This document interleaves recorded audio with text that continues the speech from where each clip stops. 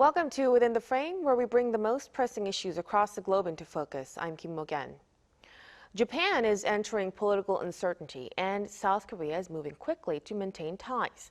With Prime Minister Ishiba under pressure after election losses, former Prime Minister Yoshihide Suga's visit to Seoul has reignited hopes for restoring shuttle diplomacy. As South Korea and Japan mark 60 years since normalization, President Lee Jae-myung's meeting with the latest Japanese delegation signals significant intent, but deeper challenges still remain. With trilateral dynamics with the U.S. shifting and unresolved issues still on the table, what's next for South Korea-Japan ties? To break down these, we have Choi Hyun Jin, Professor of Political Science at Kyung Hee University. Welcome, Professor. Good evening. Thank you for having me. And also joining us is Dr. John Nielsen Wright, head of the Japan and Korea's program at the University of Cambridge. Good to see you. Good to see you too. So let's begin our discussion with Professor Choi. So starting with today's meeting, of course, President Lee Jae-myung officially received former Prime Minister Yoshihide Suga and members of the Japan-Korea Parliamentary Union at the presidential office. And Suga is known to have delivered a personal message from Japanese Prime Minister Shigeru Ishiba. Do you think this could be seen as a symbolic beginning of shuttle diplomacy? And at this point, what is the significance of Suga's visit? Yes, I believe this visit can be seen as the beginning of a shuttle diplomacy between the two countries. As you said, the former Prime Minister Suga came as the head of the Parliamentary Union, and he brought a personal letter from Prime Minister Ishiba. And this shows Japan's strong political will to improve bilateral relationship with South Korea. And the timing of this visit is also very meaningful. So this year marks the 60th anniversary of the diplomatic ties between the two countries. And both sides are making efforts to move beyond the past historical tensions and to build a more future-oriented partnership. During the meeting between Mr. Suga and President Lee, both emphasized the importance of mutual respect and trust. And in addition, we are seeing a growing uncertainty in international politics today. The United States is pushing a very tough trade policy. And also there are possible changes in the role of American troops stationed in East Asia. So in this context, close cooperation between South Korea and Japan is much more important than ever. So I think this visit is not just symbolic, it helps lay the foundation for deeper dialogue and also stronger cooperation between the two countries. So it really does seem like a notable first step, especially with the new Lee Jae-myung administration. Now, just a day before Suga's visit on July 29th, Korea's foreign minister Choi Hyun visited Japan. Traditionally, South Korean foreign ministers make their first overseas visit to Washington, but this time Japan was chosen first. Dr. Nielsen Wright, could this suggest a shift in diplomatic priorities of South Korea, and how should we interpret this departure from convention? I don't think it represents a fundamental shift of priorities, but it does, I think, reflecting the remarks of the previous speaker, confirm just how seriously both Seoul and Tokyo are taking the importance of that close bilateral cooperation between their two countries. I think the foreign minister's decision to visit Tokyo is also an attempt, I'm sure, to get a better understanding of Tokyo's role in negotiating with the United States. After all, it was the Trade Minister Akazawa who was responsible for having no fewer than 8 rounds of talks with the Americans. And as the Koreans, of course, are facing their own very difficult trade negotiations with Washington, learning from that experience is important. But more broadly, and I think this is a major positive development, not perhaps that dissimilar from the way in which European countries have been working more closely in response to the Trump administration, an attempt by countries that have to deal with the question of a more transactional Donald Trump, how best to share their common experience. But it remains the case for both Tokyo and Seoul that the relationship with the United States remains paramount. And of course, the foreign minister will go on from Tokyo to Washington for his own set of meetings with his American counterparts. And we've seen senior South Korean officials, most notably Ri Sung-lak, the National Security Advisor, himself traveling to Washington for his own preliminary negotiations. We're also seeing, of course, ahead of those very important trade talks, the deployment of a whole cohort of very senior heavyweight officials from South Korea. We had meetings between the trade and industry ministers of South Korea and Howard Lutnick, the Commerce Secretary in Scotland. All of this, I think, demonstrates that all roads, if you like, lead to Washington. But in that context, closer coordination between smaller powers, middle powers, if you like, such as South Korea and Japan, remains vitally important. I want to stay on that topic. In fact, today, Minister Cho paid a courtesy visit to Japanese Prime Minister Shigeru Ishiba, and both sides are recognizing the 60th anniversary of diplomatic normalization and the need for more cooperation. So, Dr. Nielsen-Wright, do you think a Korea-Japan summit could come even before a Korea-US summit, given the current circumstances?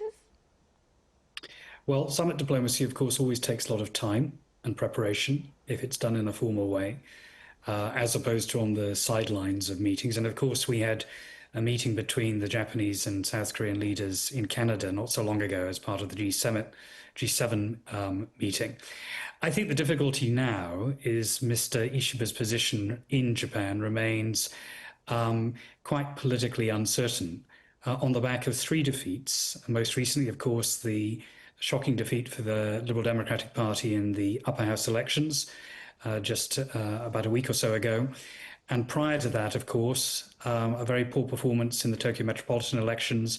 And last autumn, the defeat of the LDP again, this time in the lower house elections, has meant that Prime Minister Ishiba, to members of his own parties, seems like something of a political dead man walking.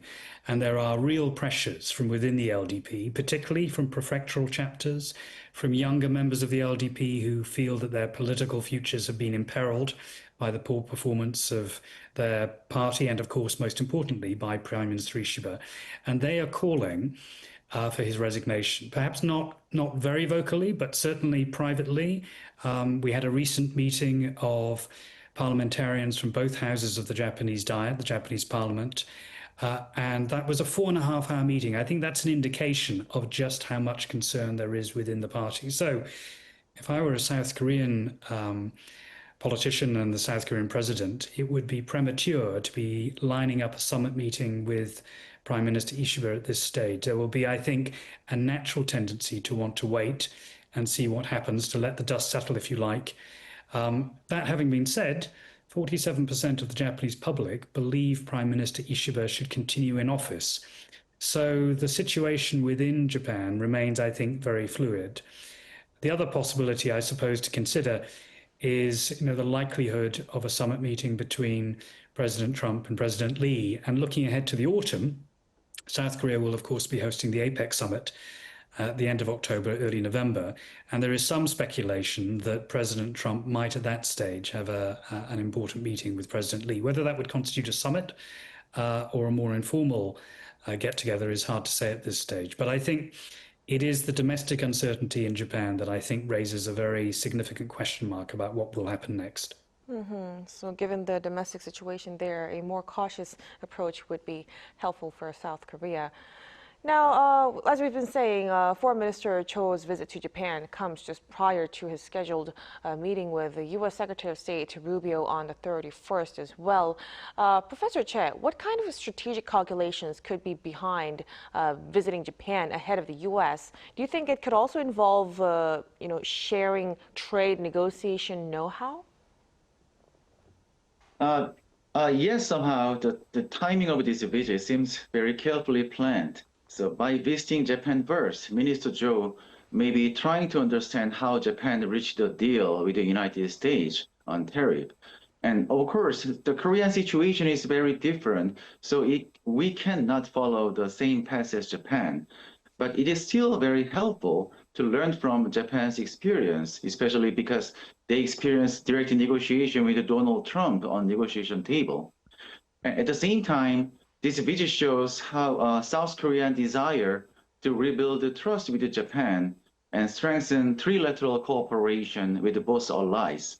It also sends a message that Korea is taking the lead in shaping its diplomacy, not just reacting to pressure from Washington. However, we don't know whether Prime Minister Jo discussed negotiation details with Japan. So now this is a very sensitive and important time, and it is unlikely that such details of a negotiation would be shared in public. So I think for now, Minister Jo himself would avoid commenting on that. So speaking of trilateral alliance, as Professor Che has mentioned, Foreign Minister Cho's latest visits are also seen by many as a positive sign for trilateral cooperation. Dr. Nielsen-Wright, what kind of message does this send about the current state of trilateral alliance? And do you think it could be seen as the Lee administration's willingness to improve Korea-Japan and ties and also deepen three-way cooperation as well? Well, I mean, the fact that we're having these meetings, that the foreign minister is traveling to both Tokyo and Washington is, of course, symbolically and practically a further reaffirmation of the importance of those trilateral ties. But the big problem for South Korea is, of course, the extraordinary change in diplomacy from the United States with the advent of the Trump administration. The transactional approach of Donald Trump, and particularly when it comes to tariffs, is raising all sorts of questions about how the United States treats its primary alliance partners in Northeast Asia. If one thinks back to the deal that the Japanese were able to reach with the United States, the cut of from 25% threatened tariffs on Japan to 15% was a welcome breakthrough for the Japanese, but there remain really, I think, unresolved questions about how to implement that agreement. Just to give you one illustration, one part of that is a $550 billion commitment by Japan to invest in the United States. But already there are disputed reports on what that will constitute. The Americans are saying that 90% of that $550 billion will go to support the United States. The Japanese, by contrast, are saying it's a much smaller proportion, perhaps as small as 1% to 2%. If South Korea were to follow that model, and there's been talk of a $200 billion investment deal that might come out of these negotiations, what would it look like? On all other issues, of course, security, the United States is pushing for a 5% commitment, allegedly, in terms of increased defense expenditure, not only from European but Asian allies. How the Koreans negotiate over that at a time when, of course, the South Korean economy is dealing with its own internal problems. And then what are the sort of concessions that the Trump administration is going to be looking for? For example, in the agricultural sector, there's been talk of perhaps pressure on beef imports, which might be one way of giving the Trump administration, if you like, something of a totemic victory. But in all of this, and I don't think we should underestimate the importance of this, domestic public opinion is really important. If Washington continues to treat its partners as subordinate partners with limited sovereignty, to bully them, if you like, into submission, there is always the danger, as we saw in the recent upper house elections in Japan, that public opinion will shift in a more nationalistic direction. So even for a government headed by a progressive president, such as President Lee, this needs to be handled very, very carefully. And I think what we're going to see in these negotiations in Washington is an attempt to minimize that sort of fallout. All of this reaffirms, I think, the importance of trilateral coordination. And of course, that's necessary in dealing with the bigger security issues in the region, such as China and North Korea. Right, a lot of complex issues being in play. Now, let's turn to what came out of the foreign ministers' talks. Now, in the recent talks, Seoul reportedly emphasized a two-track approach, separating historical issues from practical cooperation. Professor Che, do you think this approach could realistically lead to future-oriented progress in Seoul-Tokyo ties? Yes, I believe the two-track approach is not only realistic, but also very necessary given today's geopolitical landscape. We are witnessing the intensifying US-China competition and also some possibility of armed clash in the Taiwan Strait. and changes in the role of American troops stationed in East Asia, and also growing uncertainty surrounding American trade policy. So in this very complex situation, the close cooperation between South Korea and Japan is more important than ever, and not just for bilateral interests, but also for regional stability and also global economic resilience. And of course, historical issues between the two countries are very sensitive, and it is based on some painful memories of the past. And I think these kind of concerns must be addressed with sincerity and care. But if we allow them to block all forms of cooperation, we may lose many opportunities to work together on urgent challenges such as global supply chain resilience, North Korean military provocation, and also broader Indo-Pacific security. And that's why I believe the two-track approach, which is separating historical issues from practical diplomacy, is not about ignoring the past. Rather, it is the way to manage the past more responsibly, while still building a more future-oriented partnership between the two countries. So in conclusion, in today's geopolitical situation, I believe this is the most pragmatic path forward. Mm-hmm. Now, let's touch upon South Korea's diplomatic approach as well. President Lee's administration has already sent special envoys to 14 countries, beginning with the EU, yet still hasn't finalized a delegation for Japan.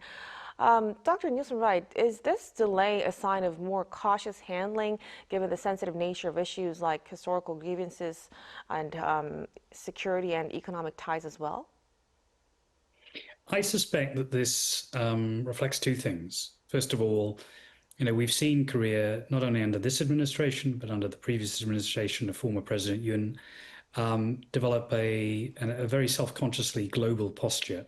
So the dispatch of 14 envoys, delegations overseas, was, I think, consistent with that past pattern of emphasizing the global dimension of South Korea's foreign policy. And that, of course, also reflects a desire to minimize excessive dependence on the United States. And at the heart of all of that, of course, is the question of trust. Can any country trust Donald Trump's America at this stage? And I think it's prudent for any administration, whether conservative or progressive, to want to maximize its opportunities. So I see that decision to send those 14 delegations overseas is very much consistent with that. The second, however, concern, you ask why there hasn't been a similar initiative towards Japan, and I think that reflects domestic politics. If Mr. Ishiba is as perilously politically weak as he appears to do, then we might expect, for example, a presidential contest for the leadership of the LDP, and by extension, an election of a new prime minister, to take place in pretty short order. Private reporting seems to suggest that Mr. Ishiba, despite publicly being pretty clear about staying in post, has indicated informally that he will be out perhaps as soon as the end of August, maybe even earlier. That would then prompt an election within the LDP. And the question that raises is, who are the primary candidates to succeed him? If one thinks back to the last LDP presidential contest, one of the key front runners was Sanai Takaichi, a female politician who is often seen as something of if not a nationalist, certainly a very conservative leader. And she, of course, is often identified as the heir to former late Prime Minister Abe. When we consider, of course, what's been happening in Japanese domestic politics and the rise of a much more populist right-wing sensibility on the part of the electorate, there is a danger that a future Prime Minister may develop a much more hard-nosed approach on issues to do with historical controversies. And that's therefore, again, I think, to echo what Professor Choi was saying, why it's so important to detach the historical issues from the more practical areas of cooperation. Right. So it looks like we're really paying close watch on the domestic situation, political situation in Japan. And given this situation, it also seems like the role of South Korea in bilateral relations at this point is really important than ever. So for pragmatic diplomacy to succeed, Professor Choi, what kind of approach do you think the Lee Jae-myung administration should take forward into Japan in moving forward? I believe the Lee administration should pursue a very steady and forward-looking approach toward Japan. Although we still have some tensions over historical issues, recent public opinion poll in South Korea show that a clear majority of Korean people support strengthening military cooperation among Korea, US, and Japan. And these results shows that the deeper trilateral military cooperation is not just a strategic necessity, but it's also based on public support in Korea. So in this context, the Korean government can send a clear message. It should work together with Japan on economic and also security affairs, while also handling historical issues through honest dialogue based on the two-track approach. For now, the showing calm and steady leadership is very important now as Japan faces political uncertainty. So President Lee's upcoming speech on the National Liberation Day on August 15th is a very good chance to send this kind of future-oriented message to Japan. And with that, we may be looking at a new phase of ties between the two countries. Gentlemen, thank you so much for your time and for your insights tonight. We'll have to wrap up our discussion at this point. We really appreciate it. Professor Choi, we appreciate it. Thank you very much. Dr. Nielsen Wright, thank you so much for your cooperation. Always happy to be with you. And that'll be all from us on Within the Frame. Be sure to tune in again next time as we continue to explore the stories that matter. Till then, stay informed and engaged.